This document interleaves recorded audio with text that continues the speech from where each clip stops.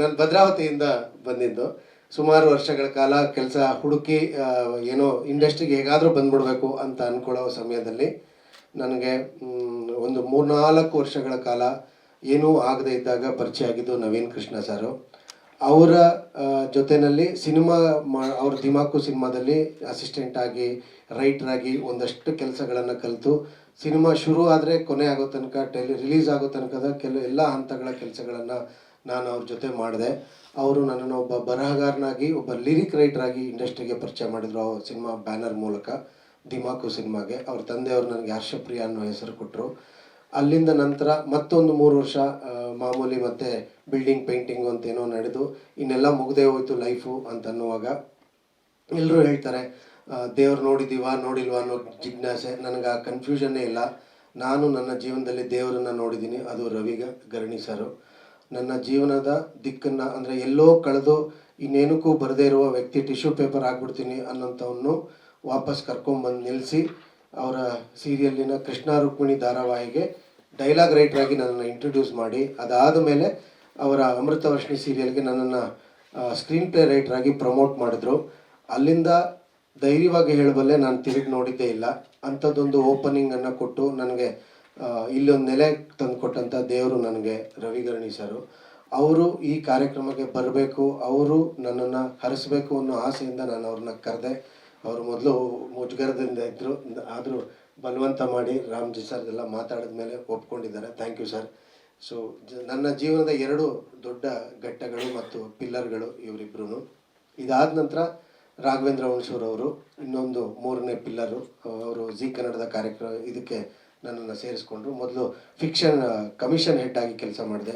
Drama juniors ಮತ್ತು comedy ಕಿಲಾಡಿಗಳು ಅನ್ನುವಂಥ ದೊಡ್ಡ ದೊಡ್ಡ ಶೋಗಳನ್ನು ಲಾಂಚ್ ಮಾಡಿ, ಅದಾದ ನಂತರ ಮತ್ತೆ 3 ವರ್ಷ ಫಿಕ್ಷನ್ ಹೆಡ್ ಆಗಿ ಸಹ ಕೆಲಸ ಮಾಡಿದೆ ನಾನು, ಸೀರಿಯಲ್ಗಳ ಮುಖ್ಯಸ್ಥನಾಗಿ. ಅದಾದಮೇಲೆ ಮತ್ತೆ ಸಿನಿಮಾಗೆ ಬರಲೇಬೇಕು ಅಂತ ಹೊರಗೆ ಬಂದ ಮೇಲೆ ಕೆಲಸ ಬಿಟ್ಟು ರಾಮ್ಜಿ ಸರ್ ಅವ್ರನ್ನ, ಅವ್ರದ್ದು ಸ್ವಲ್ಪ ಹಳೆಯ ಪರಿಚಯ, ಪುಟ್ಟಗೌರಿ ಮದುವೆ ಧಾರಾವಾಹಿಯಿಂದ ಅವರ ಟೈಟ್ಲ್ ಟ್ರ್ಯಾಕ್ ಬರೆದಿದ್ದು ನಾನು. ಅಲ್ಲಿಂದ ಒಂದಷ್ಟು ಸುಮಾರು ಧಾರಾವಾಹಿಗಳಿಗೆ ಕೆಲಸ ಮಾಡಿದ್ದೀನಿ ಅವ್ರ ಜೊತೆಯಲ್ಲಿ ಬರಹಗಾರನಾಗಿ, ಟೈಟ್ಲ್ ಟ್ರ್ಯಾಕ್ ಆಗಿ. ಈಗ ಹೊರಗೆ ಬಂದಾಗ ಮತ್ತೆ ರಾಮಾಚಾರಿ ಧಾರಾವಾಹಿಗೆ ಟೈಟ್ಲ್ ಟ್ರ್ಯಾಕ್ ಬರೆಯೋದಕ್ಕೆ ಕರೆದ್ರು. ಅಷ್ಟೊತ್ತಿಗೆ ನಾನು ನನ್ನದೊಂದು ಚಿಕ್ಕ ತಂಡ ಕಟ್ಕೊಂಡು ಶೂಟಿಂಗ್ ಹೋಗಿಬಿಡಬೇಕು, ಲೊಕೇಶನ್ ಎಲ್ಲ ನೋಡಿ ಏನೇನೋ ಪ್ಲ್ಯಾನ್ ಮಾಡ್ಕೊಂಡಿದ್ವಿ. ಆ ದಾರಿಯಲ್ಲಿ ನನಗೊಂದು ಸತ್ಯ ಗೊತ್ತಾಗಿತ್ತು, ಈ ಸಿನಿಮಾ ಆಗಲ್ಲ ಅಂತ. ಯಾಕೆಂದರೆ ಜೊತೇಲಿ ಇರ್ತೀನಿ ಅಂತ ಹೇಳೋದು ಬೇರೆ, ಕಡೆಯವರೆಗೂ ಜೊತೇಲಿ ಇರೋದು ಬೇರೆ. ಹಾಗಾಗಿ ನನ್ನ ಇನಿಷಿಯಲ್ ಅಂತ ಏನು ಇನ್ವೆಸ್ಟ್ ಮಾಡಬೇಕು ಅಂತ ಅಂದ್ಕೊಂಡಿದ್ದೆ, ಆ ಹಣನೆಲ್ಲ ಎಲ್ಲೋ ಒಂದು ಹೋಯ್ತೋದು ಅಂತ ಅಂದ್ಕೊಳ್ಳೋ ಸಂದರ್ಭದಲ್ಲಿ ಅದೆಲ್ಲವೂ ಅವ್ರಿಗೆ ಗೊತ್ತಾಗಿತ್ತು, ಮಾಹಿತಿಗಳನ್ನ ತಗೊಂಡಿದ್ರು. ಹಾಗಾಗಿ ರಾಮಾಚಾರಿ ಹಾಡು ಬರೀಬೇಕು ಅನ್ನೋ ನೆಪದಲ್ಲಿ ನನ್ನ ಕರೆಸ್ಕೊಂಡು ಎಲ್ಲರಿಗೂ ಕತೆ ಹೇಳಿದ್ದೀರಾ, ನನಗೆ ಹೇಳೋದಿಲ್ವ ಅಂತ ಕೇಳಿದ್ರು. ಅದು ಗೊತ್ತಿತ್ತು, ಅವ್ರು ಏನಕ್ಕೆ ಯಾವ ಪಾಯಿಂಟಿಗೆ ಅರೈವ್ ಆಗ್ತಿದ್ದಾರೆ ಅಂತ ನನಗೂ ಗೊತ್ತಿತ್ತು. ಹಾಗಾಗಿ ನಾನು ತುಂಬ ಆಸ್ಥೆಯಿಂದ, ಪ್ರೀತಿಯಿಂದ ಅವ್ರಿಗೆ ಕತೆ ಹೇಳಿದೆ. ಒಳಗೊಂದು ಆಸೆ ಇತ್ತು, ಅವ್ರು ಈ ಸಿನಿಮಾನ ಟೇಕ್ ಓವರ್ ಮಾಡಬೇಕು ಅಥವಾ ಇದಕ್ಕೆ ನಿಂತ್ಕೋಬೇಕು ಅಂತ. ಕತೆ ಹೇಳಿ ಮುಗಿತಿದ್ದಾಗೇ, ಈ ಸಿನಿಮಾಗೆ ನೀನು ಎಲ್ಲೆಲ್ಲೋ ಅಲ್ದಾಡೋದು ನನಗಿಷ್ಟ ಇಲ್ಲ, ಇದು ತುಂಬ ಒಳ್ಳೆ ಕತೆ ಮಾಡ್ಕೊಂಡಿದ್ಯಾ, ಇದು ಸಿನಿಮಾ ಆಗಬೇಕು, ಇದಕ್ಕೇನು ಸಪೋರ್ಟ್ ಬೇಕು, ನಾನು ನಿನ್ನ ಜೊತೆ ನಿಂತ್ಕೊಳ್ತೀನಿ ಅಂತ ಬಂದರು ರಾಮ್ಜಿ ಸರು. ಅವತ್ತಿಗೆ ಅವ್ರು ಮನಸ್ಸು ಮಾಡಿದರೆ ಅವರ ಪ್ರೊಡಕ್ಷನ್ನಲ್ಲಿ ಅವರೇ ಡೈರೆಕ್ಟ್ರಾಗಿ ಅವರ ಮೊದಲನೇ ಹೆಜ್ಜೆ ಇನ್ನೂ ದೊಡ್ಡದಾಗಿ ಇಟ್ಕೊಳ್ಬೋದಾಗಿತ್ತು. ನನ್ನ ಕನಸಿಗೆ, ನನ್ನ ಕತೆಗೆ ಸಾಥ್ ಕೊಟ್ಟು ನಿಂತಿದ್ದಾರೆ. Thank you so much sir, Ramji sir. And Shweta ಈ ಚಿತ್ರದ 3ನೇ ಚಿತ್ರ ಅವ್ರಿಗೆ. ಇದಕ್ಕೆ ಮೇಲೆ ಅವರವರೇ ಮಾತಾಡ್ಕೊಂಡು ಹೋದರೆ ಚೆನ್ನಾಗಿರ್ಬೋದು ಅಂತ ಅಂದ್ಕೊಳ್ತೀನಿ. ರಾಮ್ಜಿ ಸರ್, ನೀವು ಶುರು ಮಾಡಿ. ಇದು ಚೆನ್ನಾಗಿದೆ.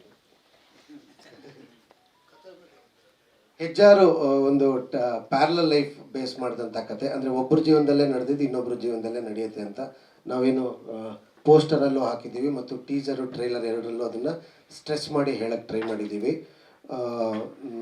ಅಬ್ರಹಾಂ ಲಿಂಕನ್ ಮತ್ತು ಜಾನ್ ಎಫ್ ಕೆನಡಿ ಅವ್ರದ್ದು ದೊಡ್ಡ ಉದಾಹರಣೆ. ಅಂದರೆ ಇಂಟರ್ನೆಟ್ಟಲ್ಲಿ ಸಿಗುವಂಥದ್ದು. ಇದು ಎಷ್ಟು ಸತ್ಯ ಏನು ಅನ್ನೋದರ ಮೂಲಕ್ಕೆ ಹೋಗುವಷ್ಟು ಆಳಕ್ಕೆ ಇಳಿದೇ ಇದ್ರೂ ಪ್ರಚಲಿತವಾಗಿರುವಂತಹ ಒಂದಷ್ಟು ದೃಷ್ಟಾಂತಗಳು ಮತ್ತು ಉದಾಹರಣೆಗಳಲ್ಲಿ ಅದು ಕೂಡ ಒಂದು.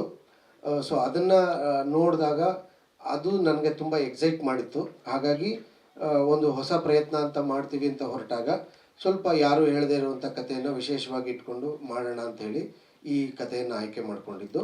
ಸೊ 1965ರಲ್ಲಿ ಒಂದು ಘಟನೆ ನಡೆಯುತ್ತೆ ಹೆಜ್ಜಾರು ಅನ್ನೋ ಊರಿನಲ್ಲಿ, ಮತ್ತು 1995ರಲ್ಲೂ ಸಹ ಅಂಥದ್ದೇ ಒಂದು ಘಟನೆ ನಡೆಯುತ್ತೆ.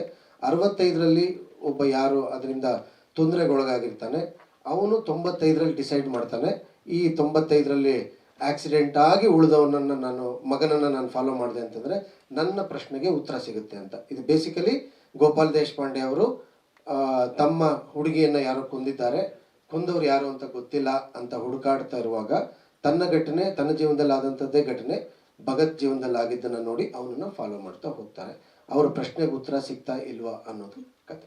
ಶೂಟಿಂಗ್ ಎಲ್ಲ ನಾವು ಉಜಿರೆ ಹತ್ರ ಅಂದರೆ ಬಂಟ್ವಾಳ ತಾಲೂಕಿನ ಮಡಂತ್ಯಾರು ಅನ್ನೋ ಜಾಗದಲ್ಲಿ ಮಾಡಿದ್ವಿ. ಮುಖ್ಯವಾಗಿ ಅದೇ ಜಾಗಕ್ಕೆ ಯಾಕೆ ಹೋದ್ವಿ ಅಂತಂದರೆ ಮಳೆ ತುಂಬ ಪ್ರಾಮಿನೆಂಟಾಗಿ ಬೇಕಿತ್ತು ಅಂತ ಅನಿಸಿತ್ತು ನಮಗೆ ಸ್ಕ್ರಿಪ್ಟ್ ಮಾಡುವಾಗ. ಅಂದರೆ ಬರೀ ವಿಜುವಲ್ಸ್ ಜೊತೆಗೆ ಇನ್ನೇನೋ ಎಕ್ಸ್ಟ್ರಾ ಫ್ಯಾಕ್ಟರ್ ಇದ್ದರೆ ಚೆನ್ನಾಗಿರುತ್ತೆ ಅಂತ ಅಮರ್ ನಾನು ಮಾತಾಡ್ಕೊಂಡಾಗ ಮಳೆ ಬೇಕು ಅನ್ನಿಸ್ತು. ಆ ಮಳೆಯಲ್ಲಿ ಆ ಊರು ಚೆನ್ನಾಗಿ ಕಾಣಿಸ್ತು ಅಂತ ಅನ್ನಿಸ್ತು. ಮತ್ತು ವಿಶೇಷವಾಗಿ ಭಗತ್ ಅದೇ ಊರಿನವರಾಗಿದ್ದರಿಂದ ಆ ಊರಿನ ಪರಿಚಯ ಅವ್ರಿಗೆ ತುಂಬ ಚೆನ್ನಾಗಿದ್ದರಿಂದ ಸ್ಕ್ರಿಪ್ಟಿಗೆ ಹೋಲುವ ಎಲ್ಲ ವಿಷಯಗಳು ಅಲ್ಲಿ ನಮಗೆ ಸಿಗುತ್ತೋ ಅನ್ನೋ ನಂಬಿಕೆ ಇದ್ದಿದ್ದರಿಂದ ನಾವು ಅಲ್ಲಿ ಶೂಟ್ ಮಾಡಿದ್ವಿ. ಇಲ್ಲ ಮೇಡಮ್, ನಾನು ಡಿಪೆಂಡ್ ಆಗಿದ್ದು ಗೂಗಲ್ ಮೇಲೆ ಮತ್ತು ಯೂಟ್ಯೂಬ್ಗಳ ಮೇಲೇ. ಅಂದರೆ ತೀರಾ ಆ ಥರ ಯಾವುದೂ ಸತ್ಯ ಅಲ್ಲ ಅಂತ ಅನ್ನೋದು ಅವರೇ ಹೇಳ್ತಾರೆ. ಅಂದರೆ ಯಾರಾದರೂ ಈ ಥರದ್ದು ಒಂದು ಕತೆ ಹೇಳುವಾಗ ಇದು ನಡೆದಿದೆ ಅಂತ ಯಾರೂ ಹೇಳೋಕ್ಕೆ ಸಾಧ್ಯ ಇಲ್ಲ. ಅಂದರೆ ಅದೊಂದು ಸೃಷ್ಟಿ ಕಥೆನೇ ಇದು. ಮತ್ತು ಆದರೆ ಇದು ನಡೆದಿತ್ತು ಅಂತ ನಾನು ಹೇಳ್ತಾ ಇಲ್ಲ. ಹಾಗಾಗಿ ಇದು ಕಾಲ್ಪನಿಕ ಕತೆ ಅಂತ ಹೇಳಿ ಅದಕ್ಕೆ ಬೇಕಾಗಿರುವಂಥ ಬೇಸಿಕ್ ಕಲ್ಪನಾತ್ಮಕವಾದಂಥ ಏನು ರಿಸರ್ಚ್ಗಳು ಮಾಡ್ಕೊಳ್ಬೋದು ಅದನ್ನಷ್ಟೇ ಮಾಡಿದ್ದು. ಡಿಪೆಂಡ್ ಆಗಿದ್ದು ಗೂಗಲ್ ಮತ್ತು ಯೂಟ್ಯೂಬ್ಗಳ ಮೇಲೆ.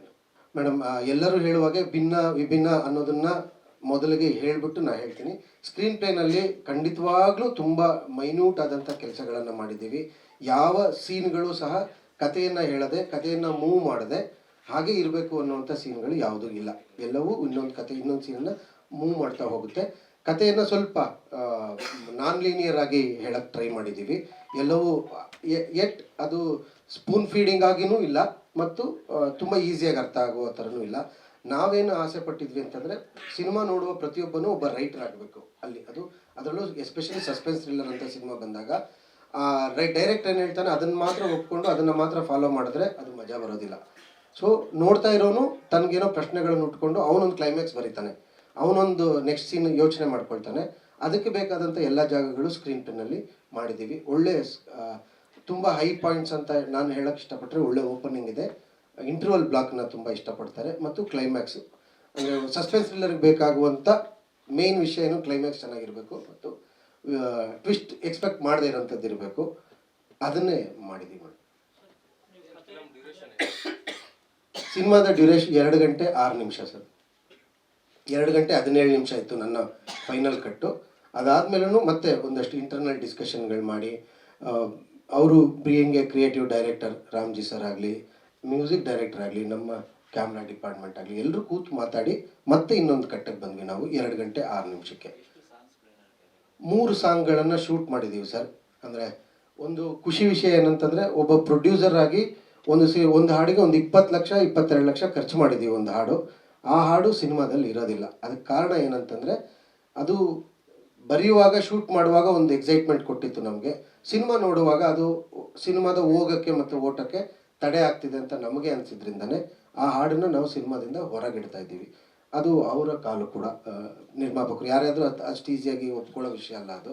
ಹಾಗಾಗಿ ಅದು ಅವರೇ ಹೇಳಿದ್ದು, ಬೇಡ ಇದು ಖರ್ಚಾಗಿದೆ ಅನ್ನೋದು ಅಷ್ಟೇ ಲೆಕ್ಕ ಅಲ್ಲ, ನೋಡುವವನಿಗೆ ನೋಡೋ ನೋಟಕ್ಕೆ ತೊಂದರೆ ಆಗುತ್ತೆ, ಹಾಗಾಗಿ ತೆಗೆಗೆ ಪಕ್ಕಕ್ಕೆ ಇಡೋಣ ಅಂತ. 3 ಹಾಡುಗಳಿದೆ. ಅದರಲ್ಲಿ ಇದು ತೆಗೆದು ಪಕ್ಕಕ್ಕೆ ಇಟ್ಟರೆ ಒಂದು ಹೀರೋ ಹೀರೋಯಿನ್ ಮಧ್ಯೆ ಇರುವ ಲವ್ ಇಂಟ್ರೆಸ್ಟಿನ ಒಂದು ಸಾಂಗು, ಒಂದು ಬ್ರೇಕಪ್ ಸಾಂಗು. ಒಂದನ್ನು VP ಸರ್ ಹಾಡಿದ್ದಾರೆ, ಇನ್ನೊಬ್ಬರು ಹೊಸ ಸಿಂಗರ್ ಇವರು ಪೃಥ್ವಿ ಭಟ್ ಅವರು ಹಾಡಿದ್ದಾರೆ. ಸರ್ ಮಲೆನಾಡಿನ ಹಿನ್ನೆಲೆ ಅನ್ನೋ ಲೆಕ್ಕಾಚಾರದಲ್ಲಿ ಇದ್ದೀನಿ ಸರ್. ಗ್ರೀನ್ ಬೇಸ್ ಮಾಡಿ, ಅಂದರೆ ಮಂಗಳೂರಿನಲ್ಲಿ ಶೂಟ್ ಮಾಡಿದ್ರು ಅದರ ಏನು ವಿಜುವಲ್ ಲುಕ್ ಬಂದು ಮಲೆನಾಡಿಗೆ ಕನೆಕ್ಟ್ ಆಗೋ ಥರ ಮಾಡಿದ್ದೀವಿ ಸರ್. ಈ ಪೊಲೀಸ್ ಸ್ಟೇಷನ್ ಮತ್ತು ಕೆಲವು ಭಾಗಗಳನ್ನ ಮಾತ್ರ ನಾನು ಬೆಂಗಳೂರಲ್ಲಿ ಕನೆಕ್ಟ್ ಮಾಡಿ ಶೂಟ್ ಮಾಡಿದ್ದೀನಿ. ಅದರ್ವೈಸ್ ಸಿನಿಮಾ ಪೂರ್ತಿ ಮಡಂತ್ಯಾರಲ್ಲೇ 80 ಭಾಗ ಸಿನಿಮಾ ಮಡಂತ್ಯಾರಲ್ಲೇ ಶೂಟ್ ಮಾಡಿ. ಮಡಂತ್ಯಾರು ಪಕ್ಕದ ಕಾರಿಂಜೇಶ್ವರ, ಗುರುವಾಯನಕೆರೆ, ಉಜಿರೆ ಅದರ ಸುತ್ತಮುತ್ತದಲ್ಲೇ ಶೂಟ್ ಮಾಡಿ. ವೇಸ್ಟ್ ಅಂತಂದರೆ ಯಾವುದೂ ವೇಸ್ಟ್ ಅಲ್ಲ, ಪ್ರಮೋಷನ್ಗೆ ಬಳಸಿದ್ದೀವಿ, ತುಂಬ ಜನ ಇಷ್ಟಪಟ್ಟಿದ್ದಾರೆ. ಅದರಿಂದ ತುಂಬ ದೊಡ್ಡ ಶ್ರಮ. ಶರಣ್ ಸರ್ ಹಾಡಿದ ಹಾಡೋದು, ತುಂಬ ನೋವಿಂದಲೇ ಅದನ್ನು ಪಕ್ಕಕ್ಕಿಟ್ಟಿದ್ದೀವಿ. ಅವರು ತುಂಬ ಪ್ರೀತಿಯಿಂದ ಆಸೆಯಿಂದ ಹಾಡ್ಕೊಟ್ರು ಹಾಡನ್ನು. ಇವಾಗ ಅದನ್ನು ಬಳಸ್ತಿಲ್ಲ, ಬಿಕಾಸ್ ಥಿಯೇಟ್ರಲ್ಲಿ ನೋಡುವಾಗ ಅದು ರಸಭಂಗ ಆಗಬಾರ್ದು ಅನ್ನೋ ಕಾರಣಕ್ಕೆ ತೆಗೆದಿದ್ದೀವಿ. ನಾನು ಓಪನ್ ಆಗಿ ಹೇಳ್ಬಿಡ್ತೀನಿ ಸರ್, ಕಾಮಿಡಿಯನ್ನು ಎಕ್ಸ್ಪೆಕ್ಟ್ ಮಾಡೋದೇ ಬೇಡ ಆಡಿಯನ್ಸು. ಈ ಸಿನಿಮಾದಲ್ಲಿ ಕಾಮಿಡಿಗೆ ಅಂತ ಏನೂ ಒತ್ತು ಕೊಟ್ಟಿಲ್ಲ ನಾನು. ಪಾತ್ರಗಳು ಮಾತಾಡುವಾಗ ಯೂಶ್ವಲ್ ಆಗಿ ಸ್ನೇಹಿತರು ಮಾತಾಡುವಾಗ ಅಲ್ಲೇನು ಬರ್ಬೋದು ಅಂಥದ್ದೇ ಹೊರತಾಗಿ ಕಾಮಿಡಿ ಇಲ್ಲ ಸರ್ ಸಿನಿಮಾದಲ್ಲಿ. ಸಸ್ಪೆನ್ಸ್ ಥ್ರಿಲ್ಲರ್ ಇದೆ. ಮದರ್ ಸೆಂಟಿಮೆಂಟ್ ಅಂತ ಅದನ್ನು ಜಾನರೈಸ್ ಮಾಡಿ ಹೇಳೋಕ್ಕೆ ಇಷ್ಟ ಇಲ್ಲ. ತಾಯಿ ಮಗನ ಮಧ್ಯೆ ಏನು ಒಂದು ಒಳ್ಳೆ ಬಾಂಧವ್ಯ ಇರೋಕ್ಕೆ ಸಾಧ್ಯ ಇದು ಅದಿದೆ. ಪ್ರೀತಿ ಇದೆ, ಲವ್ ಅಂತೂ ಅದೇ ತುಂಬ ಜೀವಾಳ ಇದಕ್ಕೆ. ಮತ್ತು ಆ್ಯಕ್ಷನ್ ಬ್ಲಾಕ್ಸ್ ಇದೆ, ಮತ್ತು ಏನು ವೆಂಜನ್ಸ್ ಇದೆ ಸಿನಿಮಾದಲ್ಲಿ, ಇದೆಲ್ಲ ಇದೆ ಸರ್. ರಸಗಳಲ್ಲಿ ಕಾಮಿಡಿ ಇಲ್ಲ ಸರ್.